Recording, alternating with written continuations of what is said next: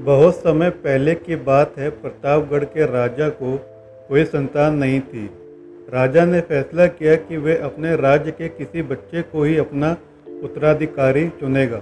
इसी इरादे से एक दिन सभी बच्चों को बुलाया गया। राजा ने घोषणा की कि वह वहां मौजूद बच्चों में से ही किसी को अपना उत्तराधिकारी चुनेगा।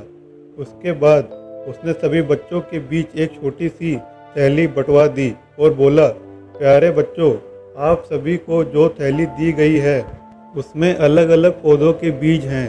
हर बच्चे को सिर्फ एक ही बीज दिया गया है। आपको इसे अपने घर ले जाकर एक गमले में लगाना है। 6 महीने बाद हम फिर यहाँ इकट्ठा होंगे और उस समय मैं फैसला करूँगा कि मेरे बाद प्रतापगढ़ का अगला शासक कौन होगा। उन्हीं लड़कों में अंश नाम का भी एक लड़का था।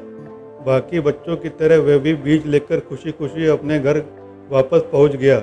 माँ की मदद से उसने एक गमला चुना और उसमें और अच्छे से उसकी देखभाल करता। दिन बीतने लगे, पर हफ्ते 2 हफ्ते के बाद भी अंश के गमले में पौधे का नामो निशान नहीं था। वहीं अब आसपास के कुछ बच्चों के गमले में उपज दिखने लगी थी। अंश ने सोचा कि हो सकता है उसका बीज कुछ अलग हो और कुछ महीनों बाद उसमें से कुछ निकले। और ऐसा सोचकर वह पूरी लगन से गमले की देखभाल करता रहा। पर 3 महीने बीत जाने पर भी उसका गमला खाली था। वहीं दूसरी ओर बाकी बच्चों के गमलों में अच्छे खासे पौधे उग आए थे। कुछ में तो फल फूल भी दिखाई देने लगे थे। अंश का खाली गमला देख सभी उसका मजाक बनाते और उस पर हंसते। यहाँ तक कि कुछ बड़े बुजुर्ग भी उसे बेकार में मेहनत करने से मना करते, पर बावजूद इसके अंश ने हार नहीं मानी और लगातार गमले की देखभाल करता रहा।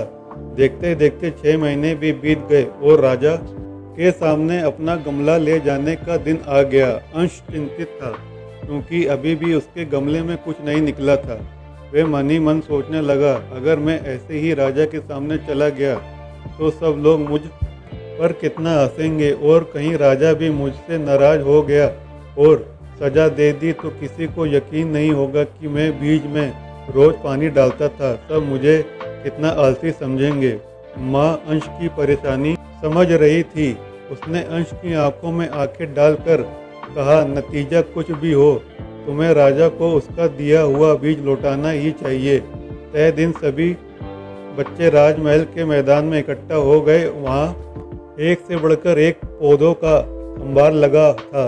रंग बिरंगे फूलों की खुशबू से पूरा महल सुगंधित हो गया था। अंश का खाली गमला देख बाकी बच्चे उसका मजाक उड़ा रहे थे कि तभी राजा के आने की घोषणा हुई। सभी बच्चे शांति से अपनी जगह खड़े हो गए।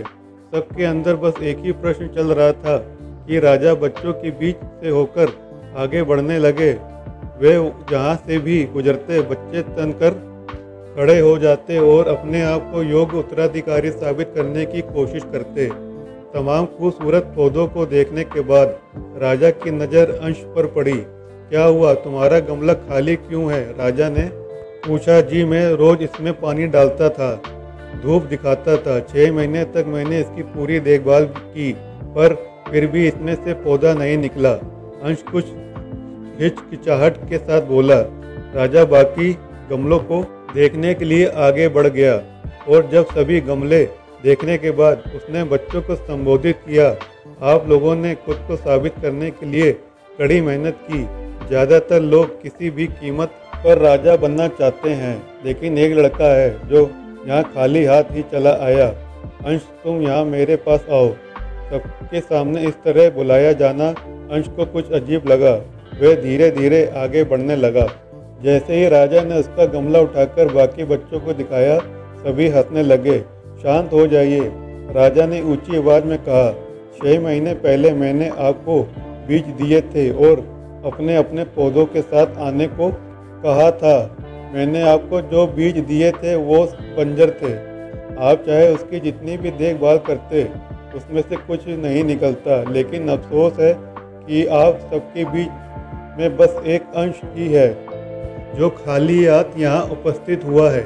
आप सबको उससे सीखना चाहिए। पहले तो उसने ईमानदारी दिखाई कि और लोगों की तरह बीज में से कुछ ना निकलने पर दूसरा बीज नहीं लगाया और उसके बाद खाली गमले के साथ यहाँ आने का साहस दिखाया, ये जानते हुए भी कि लोग उस पर कितना हंसेंगे, उसे कितना अपमानित होना पड़ेगा।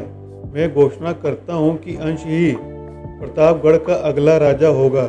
यही उसकी ईमानदारी का फल है।